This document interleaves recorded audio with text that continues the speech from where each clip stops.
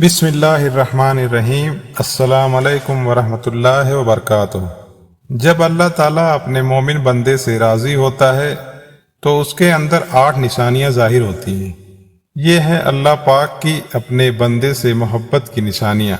अगर किसी में एक निशानी भी ज़ाहिर हो जाए तो समझ लेना कि अल्लाह पाक उससे मोहब्बत करता है। साथ ही आपको बताएंगे कि हज़रत अली रज़ियल्लाहु ताला अन्हु ने फरमाया कि औरत को गाली देना कैसा है और उसके साथ मार पिटाई करना कैसा है, उससे घर में क्या क्या होता है। नाज़रीन किराम, सबसे पहली निशानी अल्लाह पाक जिसको दीन की समझ अता फरमाता है, दीन से जोड़ देता है तो उसे अपना महबूब बना लेता है। हज़रत अब्दुल्लाह इब्न मसूद रज़ियल्लाहु ताला अन्हु से मरवी है कि रसूलुल्लाह सल्लल्लाहु अलैहि वसल्लम ने फरमाया कि अल्लाह पाक तुम्हारे दरमियान इखलाक भी तकसीम करते हैं जिस तरह रिस्क तकसीम करते हैं। अल्लाह पाक दुनिया उसको भी देते हैं जो अल्लाह पाक का प्यारा हो या न हो, लेकिन अल्लाह पाक दीन की समझ सिर्फ उसे देते हैं जो अल्लाह पाक का महबूब होता है। इबादत की मोहब्बत, कुरान की मोहब्बत, अल्लाह पाक की मोहब्बत, अल्लाह के जिक्र से मोहब्बत, रसूलुल्लाह सल्लल्लाहु अलैहि वसल्लम पर दुरूद व सलाम भेजने का शौक और तड़प, ये वो चीज़ें हैं जो इस बात की निशानी है कि अल्लाह पाक ने उसे बहुत प्यारा बना लिया है। दूसरी निशानी रसूलुल्लाह सल्लल्लाहु अलैहि वसल्लम ने फरमाया, अल्लाह जिसे अपना बनाते हैं तो फिर उस पर थोड़ी सी आजमाइश भी डालते हैं। यानी अल्लाह पाक देखना ये चाहते हैं कि ये बंदा मेरे फैसले पे राजी होता भी है या नहीं। जो राजी हो जाए अल्लाह पाक उसे दुनिया में भी राजी करते हैं और आखिरत में भी राजी करेंगे। जो उस वक्त बौखलाहट का शिकार हो जाए कि ये क्या हो गया मेरे साथ, मैं तो नमाज भी पढ़ता हूँ, कुरान की तिलावत भी करता हूँ, फिर मुझे बुखार क्यों आ गया, मैं तो दीन का कारबंद हूँ, फिर मुझे क्यों फिक्र हो रही है, तो ऐसा नहीं सोचना चाहिए। हज़रत बिलाल हबशी रज़ियल्लाहु अन्हु से किसी ने पूछा कि आप बड़ी तौहीद की बातें करते हैं तो आपको इतनी बुरी तरह से मार क्यों पड़ी है? तो आप रज़ियल्लाहु ताला अन्हु ने फरमाया कि तुम भी तो बाजार जाकर बर्तन खरीदने से पहले उसे बजा कर देखते हो कि मिट्टी सही तरह से लगी है या नहीं। बस अल्लाह ने भी मुझे आजमाया था। उसके बाद यही वो गुलाम था जिसका रंग भी काला था, मोटे मोटे होंठ थे, जिसके बारे में अल्लाह के प्यारे रसूल सल्लल्लाहु अलैहि वसल्लम फरमाते हैं कि जब मैं जन्नत में जा रहा था, जब मुझे मेराज कराई गई तो आगे आगे किसी के चलने की आहट सुनाई दी। मैंने हजरत जिब्राइल अलैहिस्सलाम से पूछा कि ये कौन है? जवाब मिला, ये बिलाल हबशी हैं जो आपके आगे चल रहे हैं।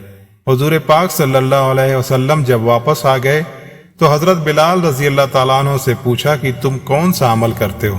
तो हजरत बिलाल रज़ियल्लाहु ताला अन्हु ने फरमाया कि आप सल्लल्लाहु अलैहि वसल्लम ने ही तो फरमाया था कि हर वक्त बावजू रहना, तो मैं हर वक्त वजू की हालत में रहता हूँ और जब भी बेवजू होता हूँ तो उसी वक्त नया वजू कर लेता हूँ और जब वजू करता हूँ तब 2 रकात नमाज भी पढ़ लेता हूँ।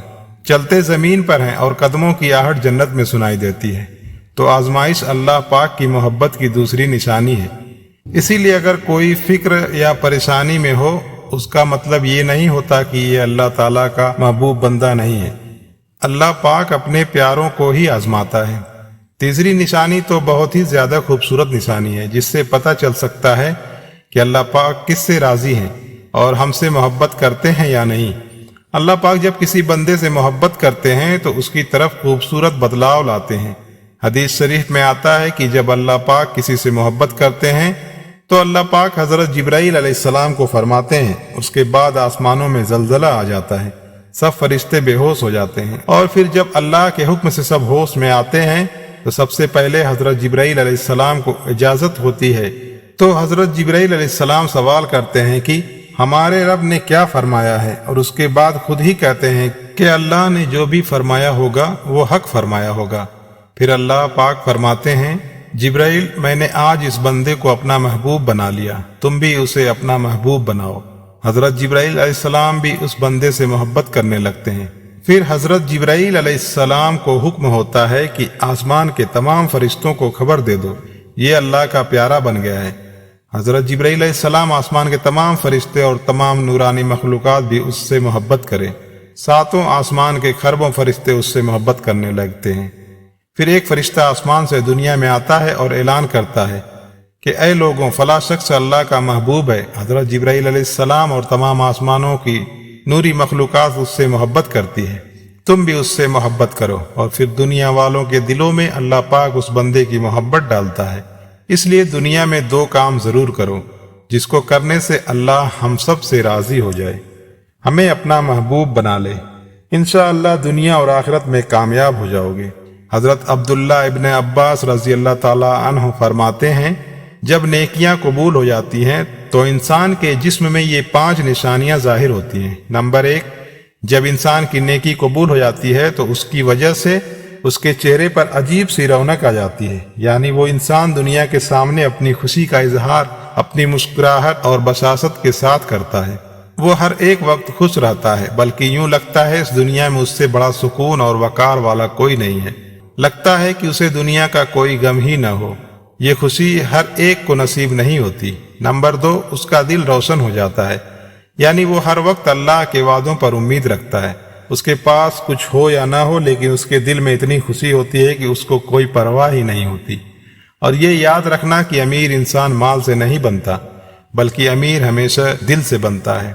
حضرت علی رضی اللہ تعالیٰ عنہ فرماتے ہیں، دولت مٹی کی طرح ہے اور مٹی کو پیر کے نیچے رکھنا چاہیے۔ اگر سر پر چڑھاؤ گے تو وہ قبر بن جائے گی، اور قبر زندہ لوگوں کی نہیں ہوتی۔ نمبر 3، جب کسی کی نیکیاں قبول ہو جاتی ہیں تو اس کے جسم میں نیکی کی طاقت آ جاتی ہے اور شیطان اسے گمراہ نہیں کر سکتا۔ شیطان سے بچنے کی قوت اللہ اس کے جسم میں پیدا کر دیتا ہے۔ نمبر 4، وہ اپنے مال و دولت میں فراوانی پیدا کرتا ہے، یعنی اللہ اس کے رزق میں برکت پیدا کرتا ہے۔ وہ چاہے لوگوں پر کتنا بھی خرچ کرے، ضرورت مندوں کو کتنا بھی بانٹے، اس کی دولت میں کمی نہیں آتی۔ حضرت علی رضی اللہ تعالیٰ عنہ فرماتے ہیں، نصیب کا رزق انسان کو ایسے تلاش کرتا ہے جیسے مرنے والے کو اس کی موت۔ نمبر 5، لوگوں کے دلوں میں اللہ اس کی محبت پیدا کر دیتا ہے، یعنی جب اللہ اپنے بندے سے خوش ہوتا ہے تو اس وقت اس کی محبت لوگوں کے دلوں میں پیدا کر دیتا ہے۔ ناظرین کرام، اب آپ کو بتاتے ہیں عورت کی ذمہ داری کیا ہے۔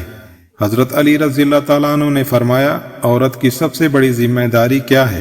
حضرت علی رضی اللہ تعالیٰ عنہ کی خدمت میں ایک شخص آیا اور دست ادب کو جوڑ کر عرض کرنے لگا، یا علی، میری بیوی میرے گھر کا کام صحیح نہیں کرتی، نہ میرے کپڑے کی دیکھ بھال کرتی ہے، نہ گھر کی صفائی ٹھیک طرح سے کرتی ہے، تو کیا میرا ڈانٹنا، غصہ کرنا صحیح ہے؟ بس یہ کہنا تھا تو حضرت علی رضی اللہ تعالیٰ عنہ نے فرمایا، اے شخص، کس نے کہا کہ تمہاری بیوی پہ تمہارے گھر کا کام واجب ہے؟ یاد رکھنا، اسلام نے عورت کی عزت کو جتنا بلند کیا ہے اتنا کسی مذہب نے نہیں کیا۔ میں نے اللہ کے رسول صلی اللہ علیہ وسلم سے سنا کہ عورت کی سب سے بڑی ذمہ داری یہ ہے کہ وہ اولاد کی اچھی پرورش کرے اور وہ اپنی اولاد کا خیال رکھے، لیکن اگر اپنی اولاد کی پرورش کرنے کی اجرت شوہر سے مانگنا چاہے تو وہ بھی مانگ سکتی ہے۔ اور تم گھر کے کام کی بات کر رہے ہو، خوشی سے گھر کا کام عورت کرتی ہے، گھر کو سنبھالتی ہے، تو یہ اس کی عظمت ہے، یہ اس کا بڑاپن ہے۔ اس کا شکریہ ادا کیا کرو، اس کا احترام کیا کرو۔ میں نے اللہ کے رسول صلی اللہ علیہ وسلم سے سنا کہ جس وقت عورت اپنے گھر کا کام کرتی ہے اس وقت اللہ اپنے فرشتوں کو زمین پر بھیجتے ہیں اور کہتے ہیں کہ جب تک یہ عورت گھر کا کام کرتی رہے اس کے لیے عبادت لکھتے رہو، اور وہ پورا وقت جو عورت گھر کے کام میں لگاتی ہے وہ اس کی عبادت میں شامل ہو جاتا ہے۔ یہ عورت کی عظمت ہے کہ وہ تمہارے گھر کو جنت بناتی ہے، تمہارے بچوں کو عظیم انسان بناتی ہے۔ لیکن اگر کوئی عورت پر ظلم کرے، گھر کے کام کی وجہ سے اسے ٹوکتا رہے، اس پہ ظلم کرتا رہے، تو روز محشر اللہ اس انسان کو گدھے کی شکل میں اٹھائے گا اور دوزخ کا ایک دروازہ ان لوگوں کے لیے کھولا جائے گا، اور یہ کہا جائے گا کہ یہ وہ انسان ہیں جنہوں نے اپنی ہی عورتوں پر ظلم کیا، ان کو حقیر سمجھا اور ان کو غلام سمجھا۔ ناظرین کرام، اب ہم آپ کو بتاتے ہیں حضرت علی رضی اللہ تعالیٰ عنہ نے فرمایا، گھر میں عورت کا رونا کیسا ہے؟ عورت پر ظلم کرنے کی کیا سزا ہے؟ حضرت علی رضی اللہ تعالیٰ عنہ راستے سے گزر رہے تھے، دیکھا کہ ایک شخص اپنی بیوی پر ظلم کر رہا تھا۔ حضرت علی رضی اللہ تعالیٰ عنہ اس کے قریب گئے اور فرمانے لگے، اے شخص، اللہ سے ڈرو، تمہاری مفلسی، پریشانی اور رزق میں تنگی کا سبب یہ ہے کہ تمہاری بیوی تمہاری ہی ظلم کی وجہ سے تمہارے ہی گھر میں روتی ہے۔ میں نے رسول اللہ صلی اللہ علیہ وسلم سے سنا کہ جس گھر میں عورتیں روتی ہیں اس گھر میں رزق کے فرشتے نہیں آتے، اور یوں اس گھر میں رہنے والے مردوں کے رزق کی راہیں تنگ ہونے لگتی ہیں اور یوں وہ پریشانی اور مفلسی میں گرفتار ہو جاتے ہیں۔ یاد رکھنا، اللہ نے اولاد مرد اور دولت عورت کی تقدیر میں لکھی ہوئی ہے۔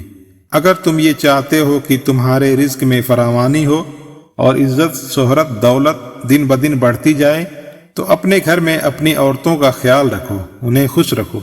اللہ کے فضل و کرم سے تم عزت، شہرت اور دولت میں فراوانی پاؤ گے۔ ناظرین، اسی طرح کا ایک اور واقعہ ہے کہ ایک مرتبہ حضرت علی رضی اللہ تعالیٰ عنہ راستے سے گزر رہے تھے۔ آپ نے دیکھا کہ ایک شخص اپنی عورت پر ظلم کر رہا تھا اور اس کی توہین کر رہا تھا۔ حضرت علی رضی اللہ تعالیٰ عنہ ان کے قریب گئے اور فرمانے لگے، اے شخص، یاد رکھنا، اللہ نے مرد کو طاقتور اس لیے بنایا ہے تاکہ وہ عورت کی حفاظت کر سکے، نہ کہ عورت پر ظلم کر سکے۔ میں نے نبی کریم صلی اللہ علیہ وسلم سے سنا کہ جو مرد اپنی عورت پر ظلم کرتا ہے تو اللہ اس پر لعنت بھیجتے ہیں۔ تو اس نے کہا، یا علی، یہ میرے نکاح میں ہے، میں اس سے جو بات کہتا ہوں یہ میری بات نہیں مانتی۔ تو حضرت علی رضی اللہ تعالیٰ عنہ نے فرمایا کہ نکاح کا مطلب یہ نہیں کہ تم نے اپنے لیے غلام خریدا ہے، بلکہ نکاح کا مطلب یہ ہے کہ تم نے اپنی نسل کو بڑھانے کے لیے اس عورت سے مدد طلب کی ہے اور تمہاری اولاد کی اچھی تربیت کے لیے اس عورت کو چنا ہے۔ اے شخص، جس سے مدد لی جائے اس کو غلام نہیں سمجھتے، اور جو تمہاری اولاد کو پروان چڑھائے اسے حقیر نہیں سمجھتے، بلکہ تمہیں تو اس کا شکر گزار ہونا چاہیے۔ یاد رکھنا، عورت پر ظلم کرنے کا مطلب ہے اولاد کی بغاوت۔